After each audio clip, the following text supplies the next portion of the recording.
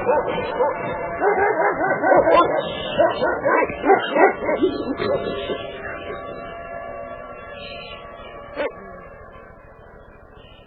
listening to the Hour of the Time, across America and around the world.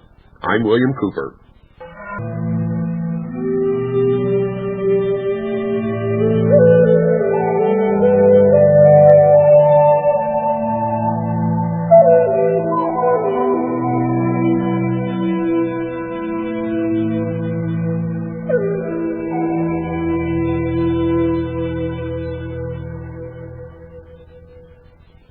Now that is spiritual. And you don't have to meet behind closed doors in secret to feel it, which is what the illumined ones claim to be doing. Poor Tom Valentine just doesn't get the message, folks. I listened to him Thursday night as he whined and cried about the broadcast we did on the Hour of the Time on Wednesday the night before.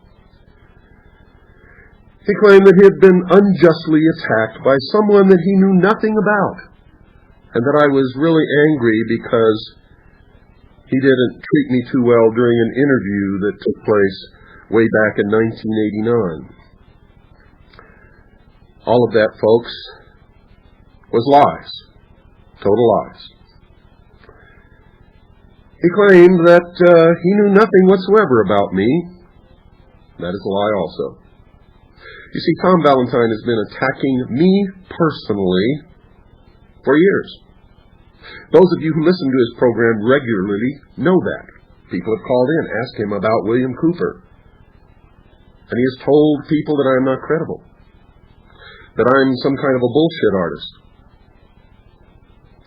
On Tuesday night, June the 8th, he made this statement: William Cooper is a CIA disinformation agent.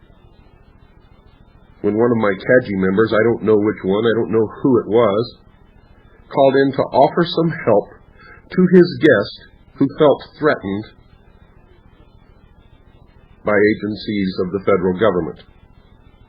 Tom Valentine asked him about the organization that was offering the help, and he said it's William Cooper's organization, the Citizens Agency for Joint Intelligence, at which point Tom Valentine said, William Cooper is a CIA disinformation agent. Now, if you don't believe that, folks, you get the tape of Radio Free America for Tuesday night, June the 8th, and you will see that Tom Valentine is just not the innocent little fellow that he's pretending to be. And he knows that if no one draws your attention to it, you'll go away thinking that what he told you was correct. Well, you see, I can't allow that because I am not a CIA disinformation agent. Could not be, would not be, will never be. And my message to Tom Valentine is prove it or apologize. Prove it or apologize. His statement that I made an unwarranted attack on him was also a lie. Because I did not attack Tom Valentine, folks, and you all know it. You all know it. You all listened. All I did was read for 1 hour his own words from a book entitled 5/5/2000, Ice, the Ultimate Disaster, written by Richard W. Noon, spelled Noone. During which time, Tom Valentine disclosed that he is a member of the Brotherhood, the Illuminati, that his God is really Lucifer, that he believes in salvation by works, and I could go on and on and on and on. He also believes in a master race, the Hyksos, or Hexos as he calls them. And the rest of us are just animals. This is the typical Illuminati line. By his own words, folks, all I did was read you his own words. The reference to communism at the end of the broadcast was also from his own words. Now, I forget the exact hour of Radio Free America where he stated this, but I was listening within the last 3 months. Tom Valentine, during the last hour, I believe, of a broadcast of Radio Free America, talked about how, in his earlier days, he had been enamored with communism. Communism. and then at one time he had been a communist. His own words. I didn't make it up. You can go back and search through his tapes, and unless he gets those tapes and destroys them before you get there, you will hear him say that. Now, he claims that he's a Christian. I doubt it very seriously. Priests, adepts, highly degreed individuals of the mystery school, like leopards, do not change their spots. However, a few throughout history have. So until we can prove otherwise, I will give Mr. Valentine the benefit of the doubt, and maybe he has become a Christian. But until someone who really knows what being a Christian is all about asks him some very pertinent questions and gets the right answers in return, that question is still open as to not whether Tom Valentine is really Christian. I will show you or demonstrate to you how these people mask their true identity and what their true beliefs are. We know that George Bush is a member of the Illuminati and was initiated by lying naked in a tomb with a ribbon tied around his genitalia at Yale University in the Skull and Bones, where he ritualistically died and was born again and given a new name. And at a press conference, when a reporter asked George Bush if he was a Christian, this was George Bush's answer, quote, "If you are asking if I have been born again, the answer is yes," unquote, and the sheeple took this to mean that yes, he was a Christian. The Illuminati do believe in Christ, the Christ consciousness. They believe that anyone can become Christ. In fact, they believe anyone can become God. They believe Christ is an office. They believe that Christ was a teacher, a man, was not the Son of God, was not God, had no divinity whatsoever, was not resurrected, did not ascend unto heaven to sit at the right hand of his Father.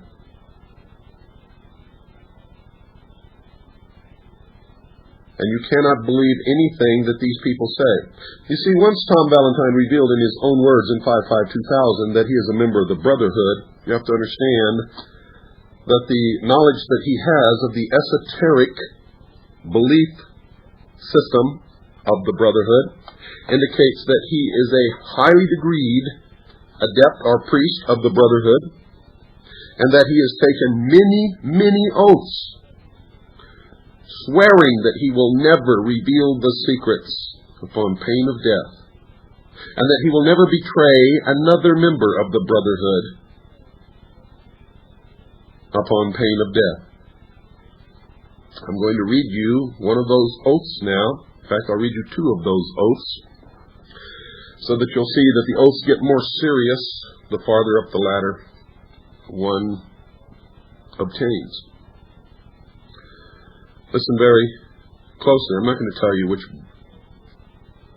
degree this is, but I will tell you it's taken out of Duncan's Ritual of Freemasonry. Also on Thursday night, Tom Valentine stated that he had left the Stell group, but he did not deny that he is a Freemason or a member of the Brotherhood. You see, there are many branches of the Illuminati, and they have many different names. Just because Tom Valentine left the Stell group does not mean that he has deserted the Brotherhood. Now, you'd better understand that.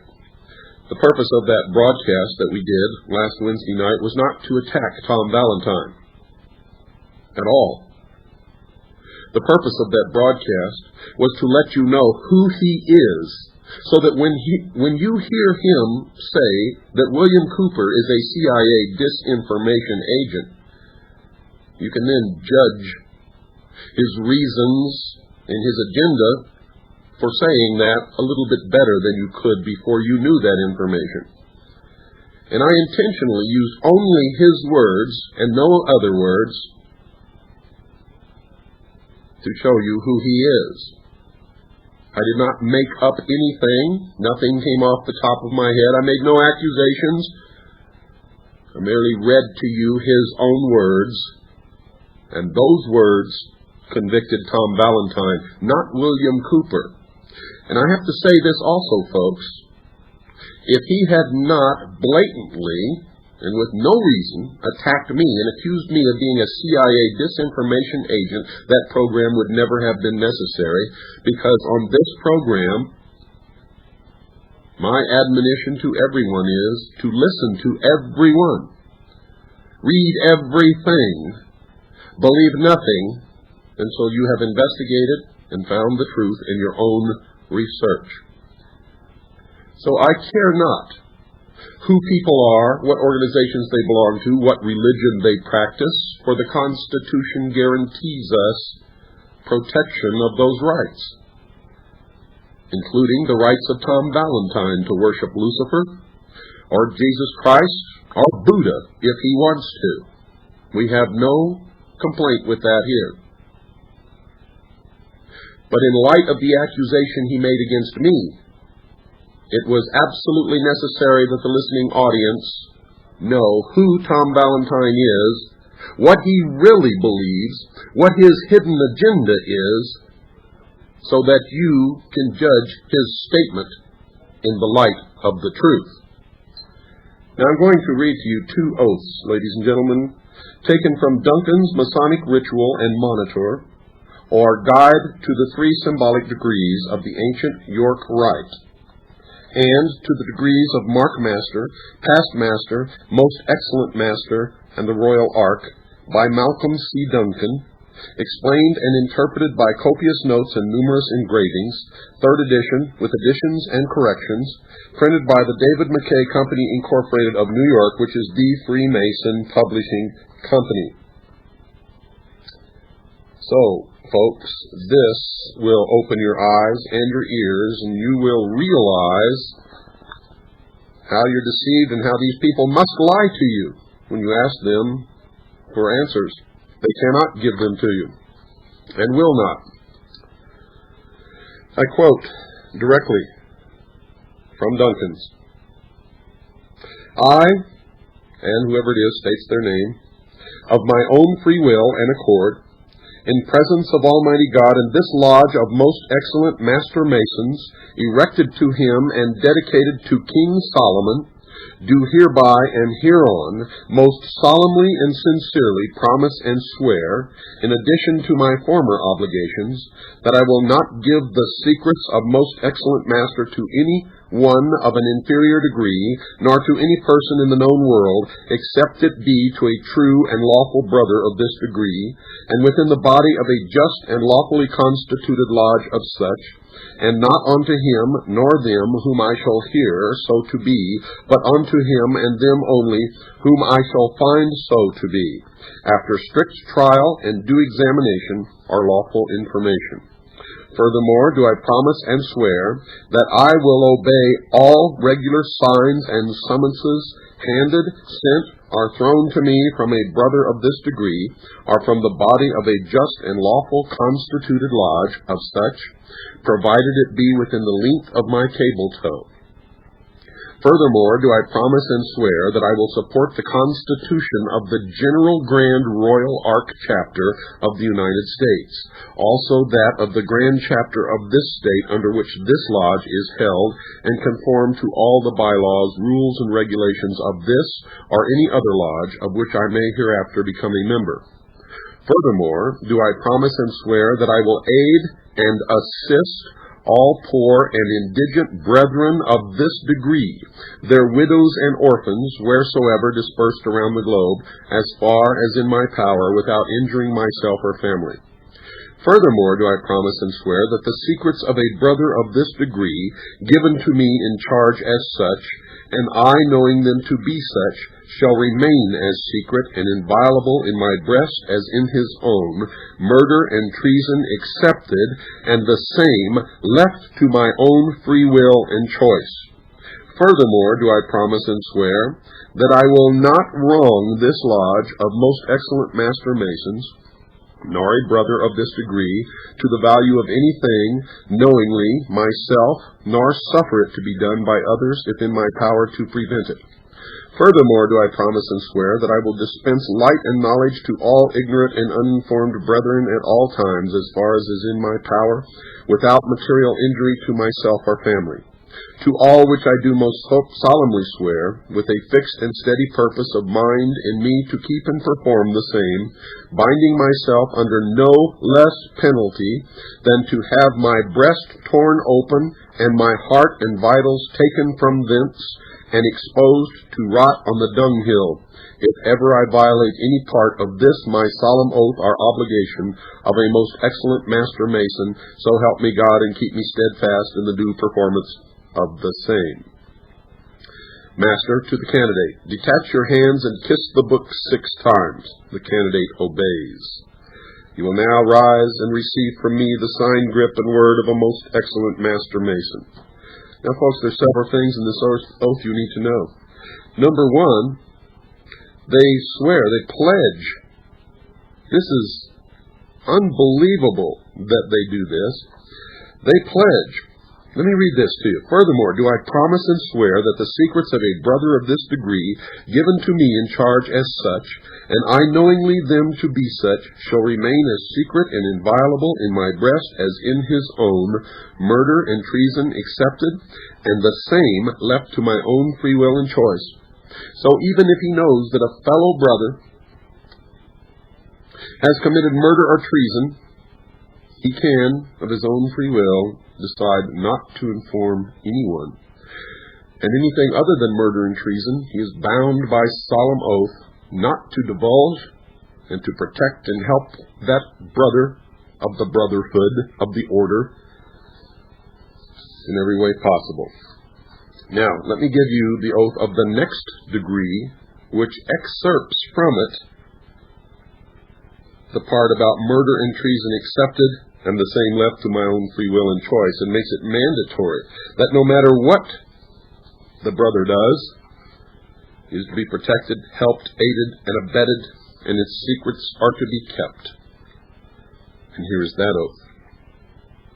I, and the person gives their name, of my own free will and accord, in presence of Almighty God in this chapter of Royal Archmasons erected to God and dedicated to Zerubbabel, do hereby and hereon most solemnly and sincerely promise and swear, in addition to my former obligations, that I will not reveal the secrets of this degree to any of an inferior degree, nor to any being in the known world, except it be to a true and lawful companion royal archmason, or within the body of a just and legally constituted chapter of such, and never unto him or them whom I shall hear to be, but to him and them only whom I shall find so to be, after strict trial and due examination or lawful information given.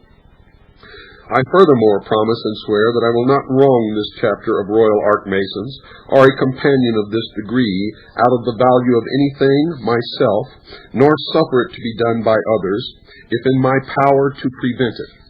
I furthermore promise and swear that I will not reveal the key to the ineffable characters of this degree, nor retain it in my possession, but will destroy it whenever it comes to my sight. I furthermore promise and swear that I will not speak the grand omnific royal ark word, which I shall hereafter receive in any manner, except in that in which I shall receive it, which will be in the presence of 3 companions, royal archmasons, myself making one of the number, and then by 3 times 3 under a living ark, and at low breath. I furthermore promise and swear that I will not be at the exaltation of candidates in a clandestine chapter, nor converse upon the secrets of this degree with a clandestine made masons, or with one who has been expelled or suspended while under that sentence. I furthermore promise and swear that I will not assist or be present at the exaltation of a candidate to this degree who has not received the degrees of entered apprentice, fellow craft, master mason, mark master, past master, and most excellent master.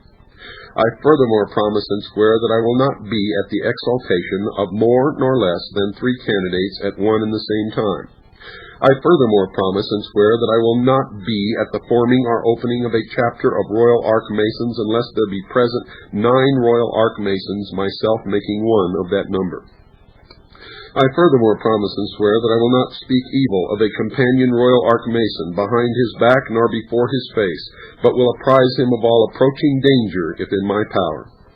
I furthermore promise and swear that I will support the Constitution of the General Grand Royal Ark Chapter of the United States of America, together with that of the Grand Chapter of this state under which this chapter is holden, that I will stand to and abide by all the bylaws, rules, and regulations of this chapter or of any other chapter of which I may hereafter become a member.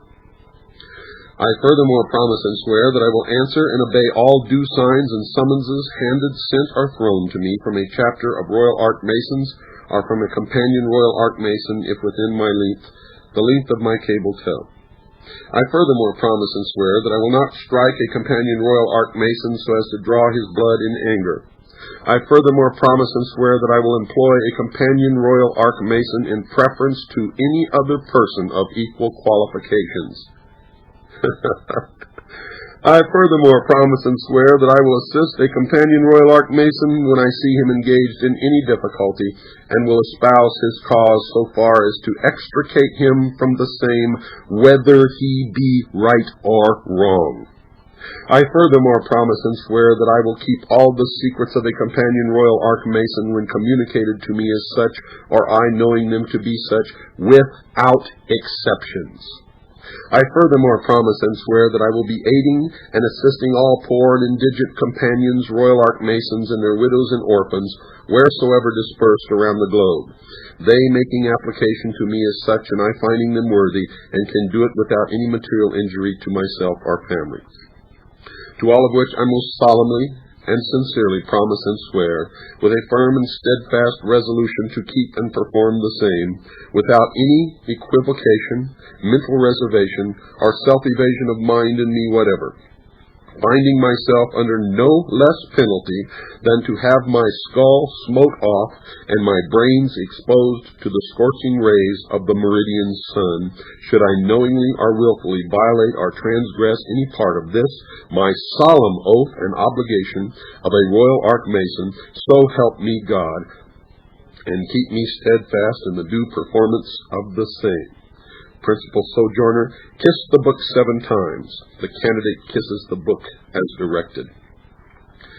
And there's more to the ceremony, but you have heard the pertinent facts. Now you know why some people who are better qualified or equally qualified go apply for a job and they don't get it. Some other guy does because he's a Freemason. Now you know why if you go into court facing a Freemason and the judge is a Freemason, you've lost the case before you can even present it. And on and on and on and on.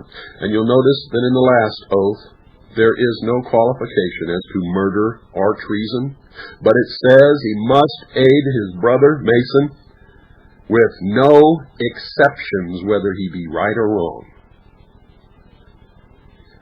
You also learned that the penalty for revealing the secrets or breaking their oath is death. Death. Now, these Masons can tell you that these are just frivolous oaths, part of an ancient ritual, and they don't mean anything, and if you're stupid enough to believe that, then go right ahead. Go right ahead. You see, I know that grown men don't take frivolous oaths. And you'll notice the reference to God in those oaths. Their God is not the same God that most of us believe to be God. Their God is Lucifer. Lucifer, who set man free from the Garden of Eden with the gift of intellect, the light, the sun. Lucifer. The mind. The concept that man himself will become God.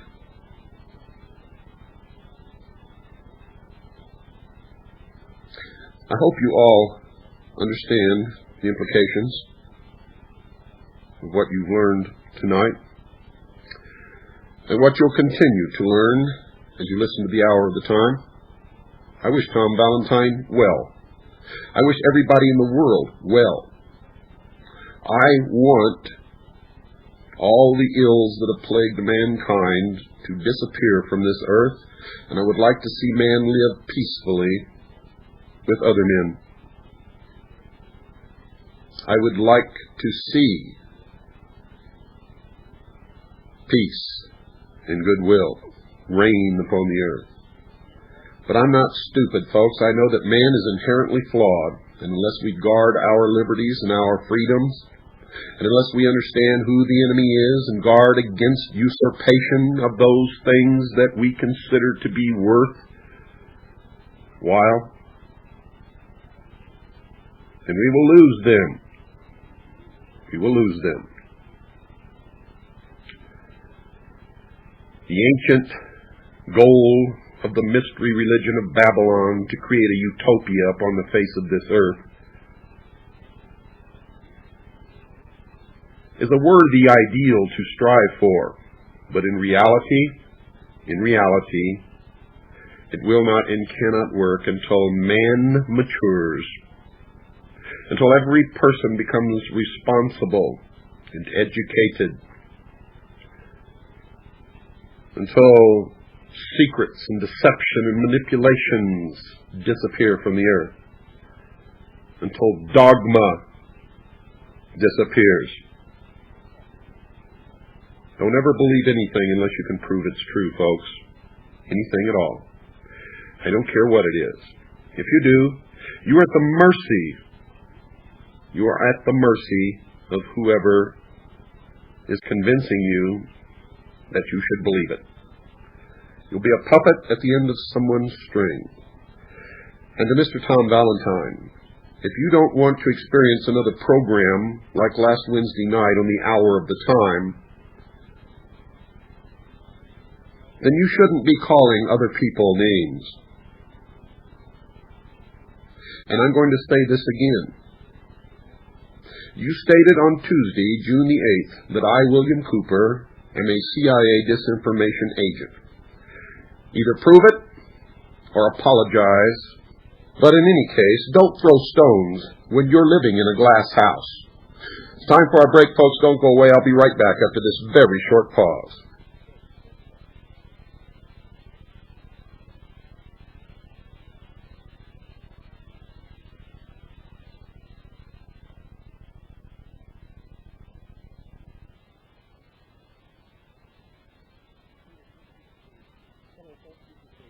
Hello, folks. This is William Cooper.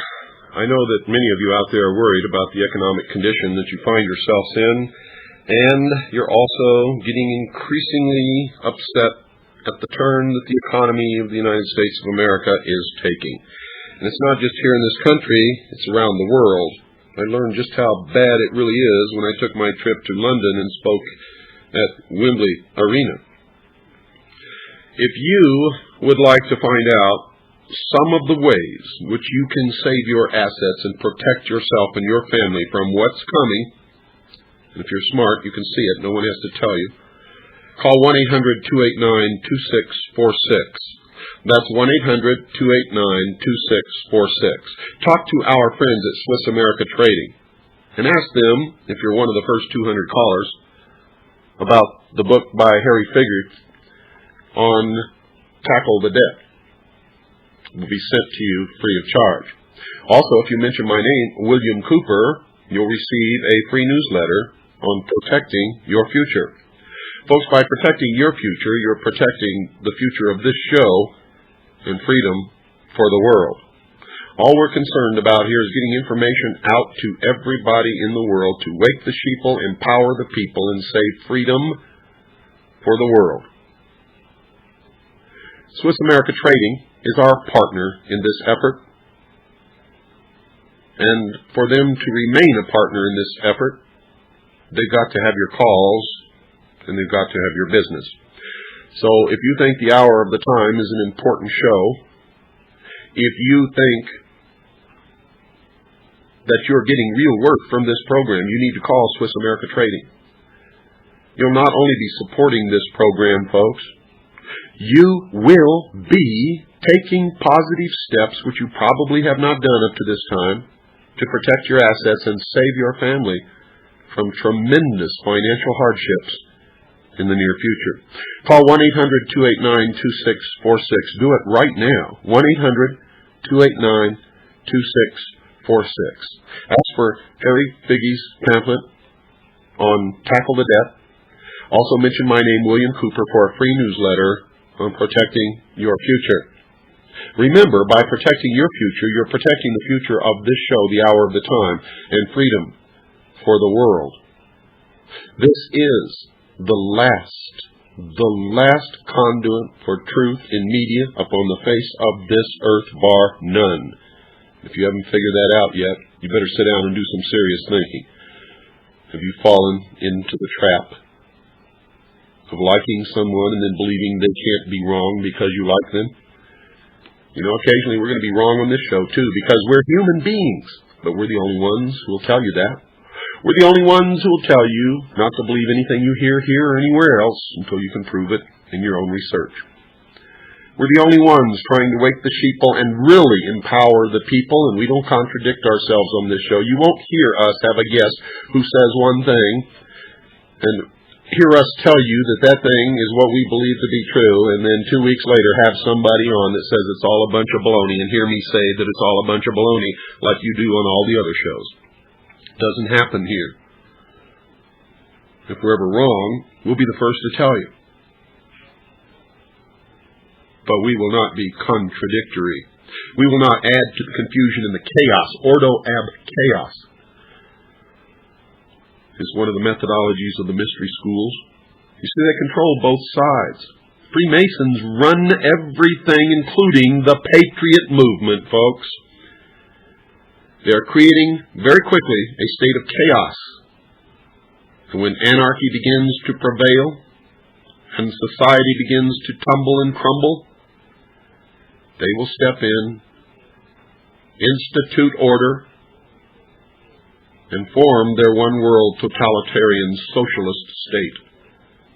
Just like Hitler did in Germany. Go back and study what happened in Germany during Hitler's rise to power, and you will see the exact same thing is happening here now, today. Never follow heroes, for heroes are figments of your imagination. Never ever worship a leader, for then you will never have the ability to know when you are being fooled or when that leader is wrong. Now help yourself. Call 1-800-289-2646. 1-800-289-2646 and do it right now, folks. Do it right this moment. Remember, ask for Harry Figge's pamphlet, Tackle the Debt. Mention my name, William Cooper, and ask for the free newsletter on protecting your future. Do it now, 1-800-289-2646. That's 1-800-289-2646, and you'll be glad that you did. In 1974, ladies and gentlemen, 1974, at sea on board the aircraft carrier USS Oriskany, CBA 34, I was sent down to the communications center to pick up a top-secret SPCAT message and deliver it to the bridge. The message had already been decoded, and on the way to the bridge, I read the message. The message said, "Upon receipt, you are no longer to accept any orders from the White House." It was from the Joint Chiefs of Staff to the commanding officer, USS Oriskany, CBA 34, and the last part of the message says, "Acknowledge receipt." I took this message to the bridge where Commander Doherty was standing over the navigational plot. I handed it to him and I asked him, "Commander Doherty, what are we going to do as this message violates the Constitution of the United States of America?" He looked at me and he said, "Cooper, we will wait and see if any orders come from the White House, and then we will make a decision."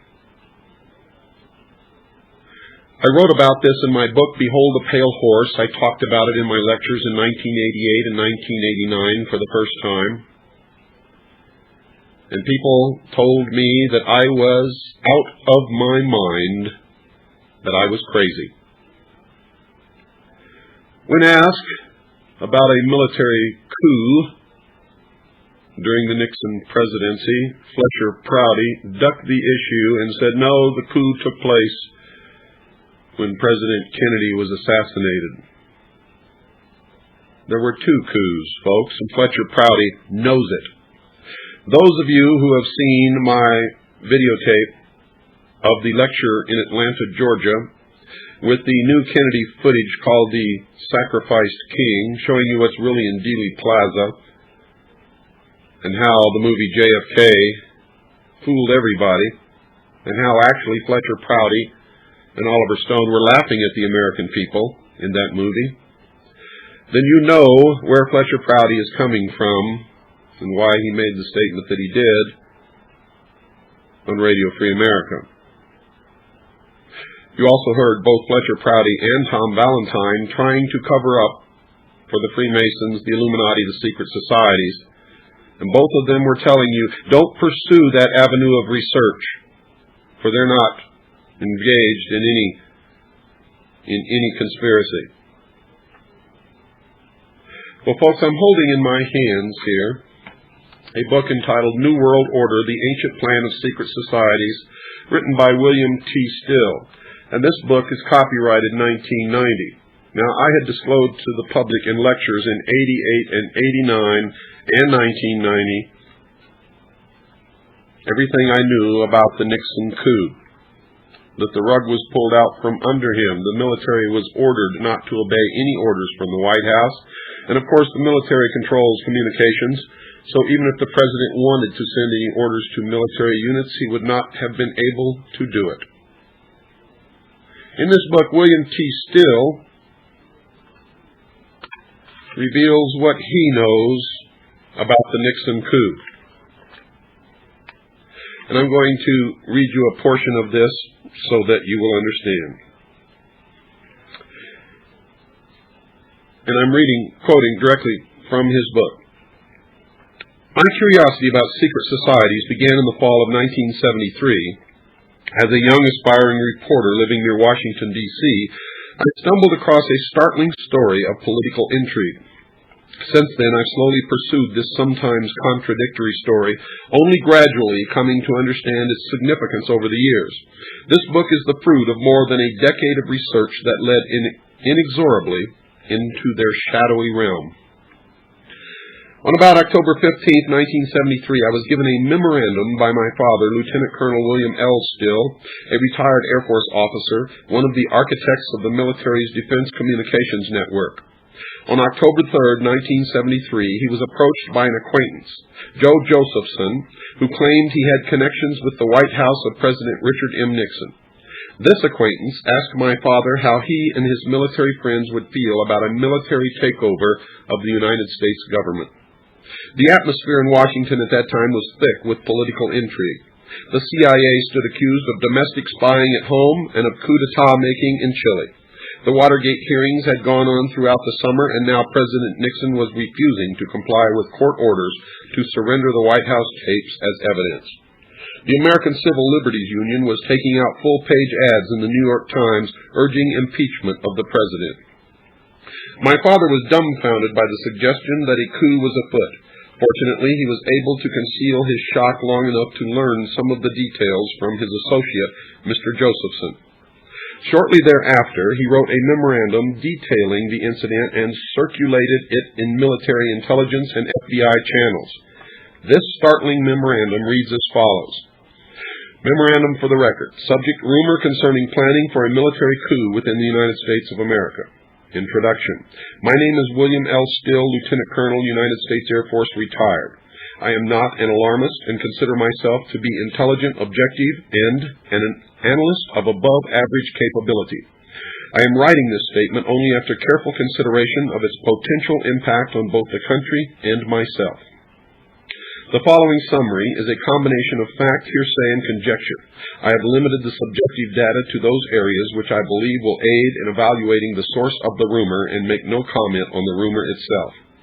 I have not included the names of pertinent personnel or organizations for their own protection. However, I will cooperate fully with any responsible investigators. A committee exists which is dedicated to the repeal of the 22nd Amendment to the Constitution. Its goal is to place Mr. Nixon in the White House for a third term. Connected in some manner with this organization is a second committee which has a super-patriotic name, such as the Committee for the Preservation of Constitutional Processes. I do not remember the exact name, however, it was similar to this. It is to be used as a fallback cover in the event that the first committee cannot accomplish its goal by constitutional means. This second committee, despite its name, is dedicated to keeping Mr. Nixon in office by any means, including a military coup by high-ranking officers. I heard this rumor on 3 October 1973. The man from whom I heard this story stated that he had recently been sounded out on a writing job for the second committee, and that there was apparently unlimited money behind it, as price was no object in salary discussions. He gave the above rumor as the strategy of the organization. We then entered into a discussion on the tactics which could be used to execute such a coup. During the course of the discussion, I was questioned as to the feasibility of the plan and asked whether I thought senior military men could be enlisted for such an effort. Upon reading this memorandum, I dropped everything and spent my time trying to convince other members of the press in Washington that this was a legitimate threat. What happened next was the stuff spy novels are made of, guns and car chases through Washington, as well as much more sophisticated spy games. Now, he goes on here and talks more, but due to the limited time left in this hour of the time, I'm going to skip ahead a little bit and try to give you the gist of this as quickly as I possibly can. Former CIA employees under direction of the White House were caught breaking into Democratic National Headquarters at the Watergate office complex in Washington. An informed intelligence source has told me the burglars were working on a tip that there was evidence that Democratic presidential candidate Senator George McGovern had accepted substantial illegal contributions from Fidel Castro. Nixon maneuvered successfully to keep an investigation of the incident relatively quiet until after the fall election. Then early in '73, the famed Senate Watergate hearings started. Nixon loyalists floated what is known in Washington as a trial balloon. They tipped off the local Washington media that a group of Americans who wanted Nixon to remain president for a third term or even longer had formed a group called the Committee to Repeal the 22nd Amendment. A third term is forbidden by the 22nd Amendment to the Constitution. This group gained no immediate support in Washington, and so it quietly died after, at most, a week of local media mention. However, local Washington Nixon watchers began to worry privately that the Committee to Repeal the 22nd Amendment signaled something more ominous brewing under the surface. Now, we know that then the Agnew affair started, and a mass-market paperback book entitled The Glass House Tapes was published by Louis Packwood, who claimed that he was a member of a super-secret domestic intelligence unit of the Los Angeles Police Department, which was working on a plan to create a chaotic domestic political situation in the United States that would give President Nixon the justification for declaring martial law. Packwood claimed that he helped set up a secret operation which would allow anti-war demonstrators to break onto the floor of the 1972 Republican Convention, then scheduled to take place in San Diego, just as Vice President Agnew began to speak. Packwood and his accomplices would then cause a riot on the convention floor, with the demonstrators battling police. During the resulting uproar, the Vice President would be shot on nationwide TV to gain maximum impact. This incident would be followed by a wave of nationwide bombings for which the revolutionary left would openly take credit. In response, President Nixon would then have the justification to declare a state of national emergency and essentially suspend constitutional rights. Now, folks, as wild as this tale may sound, Packwood's assertions are more believable today given what happened to Agnew. He was certainly considered expendable by the White House. Although Nixon did not replace him on the ticket in 1972, Agnew resigned on October 10, 1973, after allegations of corruption and bribery suddenly surfaced. According to Senator Barry Goldwater's autobiography, Nixon never liked Agnew because his nomination had been forced upon him by the conservative wing of the Republican Party. Nixon then selected Gerald Ford to replace Agnew. As his vice president, Ford later granted Nixon a presidential pardon from any future prosecution. Former Nixon aide John Dean hinted that he may have been aware of this incident. In a December 1982 interview on ABC TV's After Hours, Dean said that he knew about these assassination plots, but said that he didn't know just what to make of them. I might add, folks, that all of these people are Freemasons. The idea in such an assassination strategy is, of course, to create a chaotic condition. This is usually considered a necessity in coup making. At the peak of chaos, you move quickly and ruthlessly to seize power by force and kill your opposition during the turmoil. Although President Nixon's role remains uncertain, it is clear that some powerful group was trying to create a chaotic political situation in the United States in October of 1973, and I'm telling you the same thing is happening right now. The Marxist government of Salvador Allende was overthrown in Chile. Many observers in Washington feared that the covert expertise gained in Chile by the CIA would soon come home to rest in the United States. October 3rd, 1973. Colonel Still was asked how he and his military friends would feel about a military takeover of the U.S. government. 2 weeks later, Colonel Still circulated his memo to the FBI, top intelligence officials, and the press. October 20th, 1973. Watergate Special Prosecutor Archibald Cox was fired by President Nixon for continuing his Watergate investigations. Attorney General Elliot Richardson and Deputy Attorney General Ruckelshaus were fired by Nixon for refusing to fire Cox. General Alexander Haig, Nixon's chief of staff at the time, testified before Congress at his confirmation hearings for Secretary of State on January 14, 1981, concerning these events. Although it went totally unnoticed by the assembled press corps, Haig dropped a bombshell that day concerning what has been called the Saturday Night Massacre. He revealed that the firings were no surprise to the participants, although they were to the rest of the world.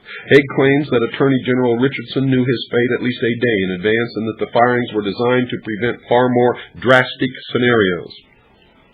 Haig described Attorney General Richardson's bargain with the devil in agreeing to the plan. Now, I must say in fairness to him that his agreement the day before to implement the plan, in fact he helped to construct it, was an alternative to something that was far more drastic. Haig then explained what he meant by far more drastic. He asserted that some people in Washington were flirting with solutions which would have been extra-constitutional. Haig would later warn Archibald Cox's replacement, Leon Jaworski, about the dangers to the nation that Watergate posed. Jaworski then warned the grand jury that if they indicted the president, that if they did, Nixon might use force to keep himself in office. On June 1982, Watergate grand juror Harold Evans appeared in a segment of the ABC News magazine 2020 and said that Jaworski had warned the grand jury that if indicted, the president might have surrounded the White House with armed forces. Reporter Seymour Hersh, in an August 1983 interview of the Atlantic Monthly entitled The Pardon, wrote that Haig is known to have spread similar concerns inside the White House. Syndicated columnist Carl Rowan broke the story that President Nixon may well have been planning a military takeover of the government. On October 26, 1973, in a column in the Washington Star entitled, "Has President Nixon Gone Crazy?" Rowan wrote, "Those who wonder about the president's emotional balance have now begun to suspect that even in the face of a vote to impeach, he might try, as commander-in-chief, to use the military forces to keep himself in power." President Nixon met with the Joint Chiefs of Staff December 22, 1973, and tried to enlist their support in an extra-constitutional action to keep him in power. According to Seymour Hersh, writing in the August 1983 edition of Atlantic Monthly in an article entitled The Pardon, one of the Chiefs of Staff recalls Nixon's speech with alarm. He kept on referring to the fact that he may be the last hope, that the Eastern elite was out to get him. He kept saying, "This is our last and best hope, the last chance to resist the fascists of the left." His words brought me straight up out of my chair. I felt the president, without the words having been said, was trying to sound us out to see if we would support him in some extra-constitutional action. He was trying to find out whether in a crunch there was support to keep him in power. August 27, 1974. On this date, the Washington Post, in a story entitled "Military Coup Fears Denied," reported that Secretary of Defense James Schlesinger had taken special measures to protect the military chain of command should any illegal orders come from President Nixon. Defense Secretary James Schlesinger requested a tight watch in the military chain of command to ensure that no extraordinary orders went out from the White House during the period of uncertainty. Pentagon officials have said that Schlesinger never feared that a coup would be successful, even if attempted. Nevertheless, Defense Department officials said the word went out that no commanders of any forces should carry out orders which came from the White House or elsewhere outside the normal military channels. Department officials have confirmed that Schlesinger and General George S. Brown, chairman of the Joint Chiefs of Staff, discussed among themselves how they should be aware of any illegal orders being issued to military units outside the formal chain of command structure. July 1974, Secretary of Defense Schlesinger investigated how quickly the Army's 82nd Airborne Division could be brought to Washington, D.C. from Fort Bragg, North Carolina, to counterbalance Marine contingents loyal to Nixon. Seymour Hersh, writer of the August 83 edition of the Atlantic Monthly, stated, Schlesinger began to investigate what forces could be assembled at his order as a counterweight to the Marines if Nixon, in a crisis, chose to subvert the Constitution. The notion that Nixon could at any time resort to extraordinary steps to preserve his presidency was far more widespread in the government than the public perceived in the early days of Watergate or perceives today. Hersh even suggested the probable military leader responsible for helping plan the coup attempt. When Richard Nixon was vice president under Eisenhower, he struck up a friendship with his military aide, Robert Cushman. In 1971, it was General Cushman who, as deputy director of the CIA, provided unauthorized CIA support to the illegal escapades of Watergate plumbers E. Howard Hunt and G. Gordon Liddy. By June 1974, Cushman had been appointed as the Marine representative on the Joint Chiefs of Staff, one of the 5 most powerful military men in the nation. Schlesinger watched Cushman closely for several months. The article in Atlantic Monthly continues. Schlesinger continued to believe that Cushman, with his personal loyalty to Nixon, was a weak link in the new chain of command. He quietly investigated just which forces would be available to Nixon. The Marines, Cushman's troops, were by far the strongest presence in the Washington area. And there you have it, folks. I have been vindicated. I was absolutely correct, and what I told you was the truth about the Nixon coup. Now, on that broadcast also, Fletcher Prouty said that in Vietnam, that the war was being run by the CIA and the OSS. This could not have been true, no matter what. And L. Fletcher Prouty knows it, folks. That was intentional disinformation. You see, the OSS was disbanded totally and completely long before the CIA was ever formed. My message, folks, wake the sheeple. Empower the people. Save freedom for the world. We must live our lives by the truth. Good night, folks, and God bless each and every single one of you.